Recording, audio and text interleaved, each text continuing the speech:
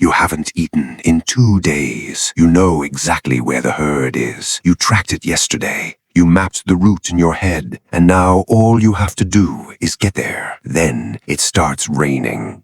Not a drizzle, a wall of water that doesn't stop. It goes all day, then all night, then the next morning, and it's still going. Somewhere inside that rain is the thing that actually decides if you live to see tomorrow. It's not the hunger. It's not the cold. It's what happens next. You can't hunt. You can't see tracks because the mud washed them away. You can't move through the open because wet ground and bare feet on rocky terrain means a twisted ankle, and a twisted ankle out here means death.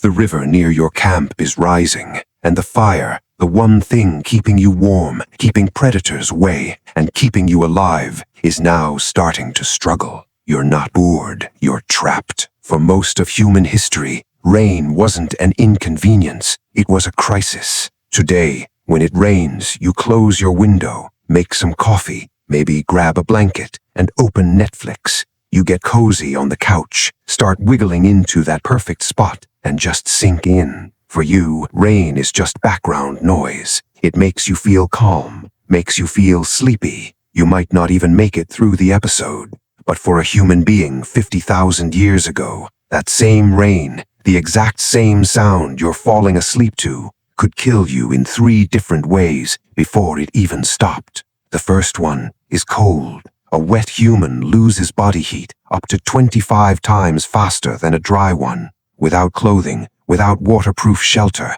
a long rainstorm in anything below about 50 degrees Fahrenheit could drop your core temperature into hypothermia range within hours. And most of the world our ancestors lived in got that cold at night, even in Africa during the wet season at higher elevations. The second one is flooding. Caves and rock shelters, the main places humans lived, are often at the base of hillsides or near rivers, so heavy rain meant flash floods. Archaeologists have found layers of flood sediment inside occupied caves, meaning the water came in while people were living there. Some of those layers are thick, and they found out that those caves were never used again. And the third one, maybe the worst, is predators. Rain drove animals into shelter too, and sometimes that shelter was the same cave you were in. There are cave sites in South Africa where human remains and large cat remains are found in the same layers. Some of those humans have puncture marks in their skulls that match leopard teeth perfectly. So rain didn't just make life uncomfortable, it compressed the entire world. Humans, predators, prey, all of them squeezed into the same small, dry spaces at the same time. And in the middle of all that, one job mattered more than everything else, keeping the fire going. And here's why that was so terrifying. Before roughly 40,000 years ago, we're not entirely sure how reliably humans could start fire from scratch. There's evidence of controlled fire use going back at least 400,000 years at a site called Kesem Cave in Israel, and possibly as far back as 1,000,000 years at Wonderwork Cave in South Africa. But here's the thing, controlling a fire that already exists and creating one from nothing are 2 very different skills. And for most of human history, most people probably couldn't do the second one. So if your fire went out, you might not be able to relight it. You'd have to carry an ember from somewhere else, which some groups actually did. They transported smoldering coals wrapped in green leaves or packed inside a type of woody mushroom called tinder fungus that could catch a spark and smolder inside itself for hours. It was basically a biological lighter, and we know this wasn't just guesswork. When they found Otzi the Iceman, the 5,300-year-old frozen man in the Alps, he was carrying a complete fire kit in his belt pouch: tinder fungus, flint, iron pyrite for striking sparks, and extra plant tinder as backup. Even 5,000 years ago, losing your fire was serious enough that people carried dedicated equipment to prevent it. So, when rain hit, the first priority wasn't shelter, it was the fire. Move it deeper into the cave, shield it with hides or brush, feed it carefully, not too much, not too little. Find dead lower branches from coniferous trees, the ones still protected by the canopy above.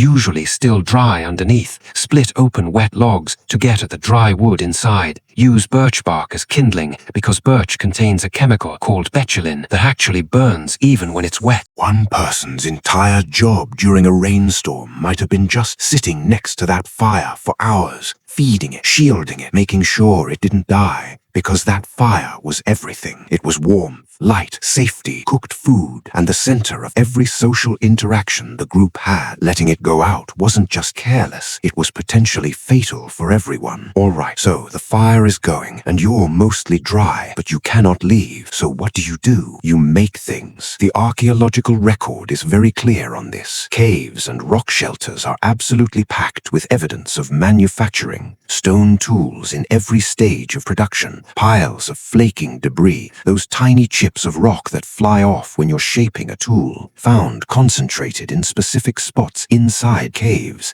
exactly where someone would sit near firelight and work for hours. But it wasn't just stone tools. At Blombos Cave in South Africa, archaeologists found a 100,000-year-old ochre processing workshop. Abalone shells used as mixing bowls, ochre ground into powder, bone tools used to stir and apply it. This wasn't basic survival. This was production. Someone sat in that cave, probably while the rain pounded outside, and manufactured pigment on purpose with a system. And then you've got bone needles. They start appearing in the record around 61,000 years ago in South Africa and later across Europe and Asia. These are delicate, precise tools with tiny drilled eyes. You don't make a bone needle while you're running from something. You make it when you're sitting still, focused, with hours to spare. Rainy days gave people that time. Now, here's where it gets really interesting. At Abri du Maras in France, archaeologists found a tiny fragment of twisted plant fiber string dating to roughly 52,000 years ago. That's the oldest direct evidence of string ever found.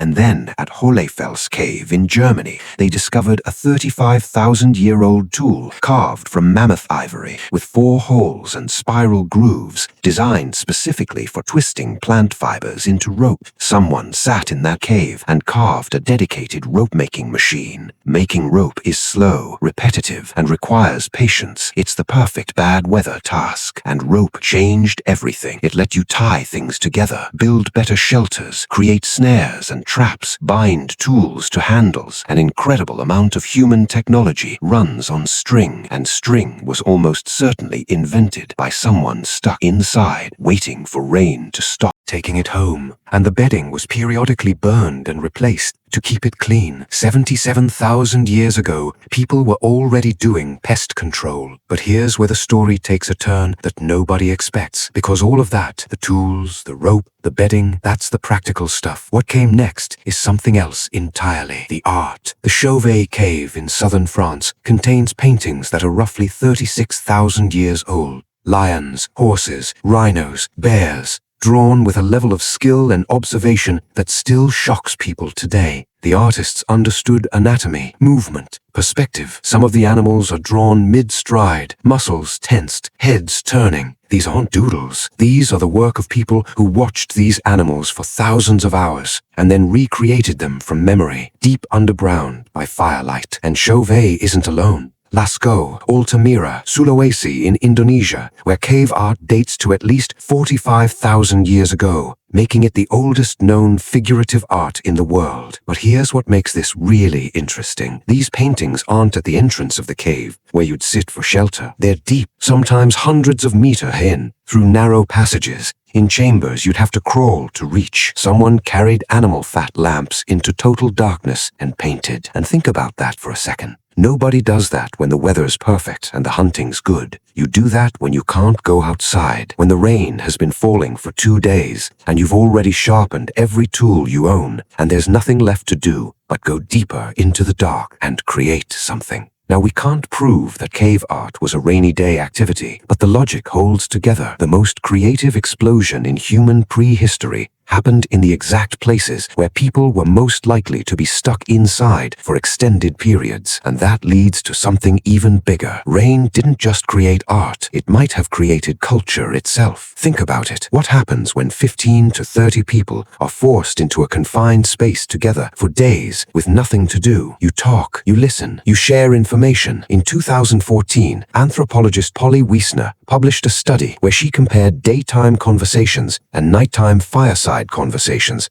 among the Juhahansi Bushmen in the Kalahari Desert. During the day, people talked about practical things, land rights, resources, complaints. But at night, around the fire, over 80% of the conversation shifted to stories, songs, and ceremonies. The firelight changed what people talked about. It softened faces, reduced tension, created a space where people opened up. The campfire wasn't just warmth, it was the original social network. And the stuff being shared around that fire wasn't small talk, it was survival. Where the water sources dry up in summer, which plants are safe to eat, where the best flint deposits are, how to track a specific animal. That's not gossip, that's critical knowledge being passed from one brain to another through speech. And then, beyond the practical stuff, there was something else. Stories, myths, explanations for why the rain comes and where it goes. Every ancient culture on Earth has rain mythology, and someone invented those stories. They almost certainly did it while sitting in the exact situation the story was trying to explain. And here's something that shows just how powerful this storytelling actually was. The oldest known oral traditions that have been verified against real geological events are Australian Aboriginal stories describing sea level changes that happened roughly 7,000 years ago. Those stories survived for 7,000 years through nothing but people telling them to each other. That kind of cultural memory doesn't develop unless groups spend enormous amounts of time doing exactly that, sitting together, retelling stories over and over and over again. So, rainy days weren't dead time, they were transmission time. The days when knowledge moved from the old to the young, when skills were taught by demonstration, when the group's collective memory got reinforced and updated. Now, here's the part nobody talks about. Rain wasn't always bad. Sometimes it was actually the best thing that could happen. After a heavy rain, the ground is soft, and soft ground means perfect tracks, deep, clear, detail. You can see exactly which animals walked past, how long ago, how fast they were moving, and where they went. Some of the best tracking conditions in the world come right after rain stops. Rain also meant water. Humans could collect and store rainwater, and even early hominins may have understood this. Rock depressions that fill with clean water during rain are found near almost every known prehistoric campsite, and some of them show signs of being deliberately carved deeper to hold more. But water wasn't the only thing rain brought. Mushrooms and certain plants explode after rain. Tubers are easier to dig from wet soil. Insects come to the surface. A rainy period didn't stop the food supply, it changed it completely, and the groups that understood those changes had an enormous advantage over those that didn't. Termites are a perfect example. They swarm after rain in tropical Africa. They're one of the most protein-dense foods available. You don't need tools, you don't need weapons, you just pick them up. There are chimpanzees today that gorge on termite swarms after rainstorms. Early humans almost certainly did the same thing, probably on a much larger scale. So what did ancient humans do when it rained all day? Everything that mattered. They kept the fire alive, they made the tools they'd use for the next hunt, they sewed the clothing that would keep them warm through winter, they twisted the rope that would hold their shelters together, they ground the pigment they'd use to paint animals on cave walls deep underground, they told the stories that would carry survival knowledge across generations, and when the rain finally stopped, they walked outside into soft ground covered in perfect animal tracks and got back to work. Rain didn't slow them down, it gave them time to prepare for everything that came next. Every tool, every piece of clothing, every story, every painting on a cave wall, all of it came from downtime, from the hours and days when they couldn't go out and had nothing to do except sit near a fire and think. Boredom didn't exist for them the way it does for you, because when you're sitting in a cave with the rain hammering outside and your survival depends on what you make with your hands in the next few hours, you don't get bored, you get creative. And that might be the single biggest reason we're still here.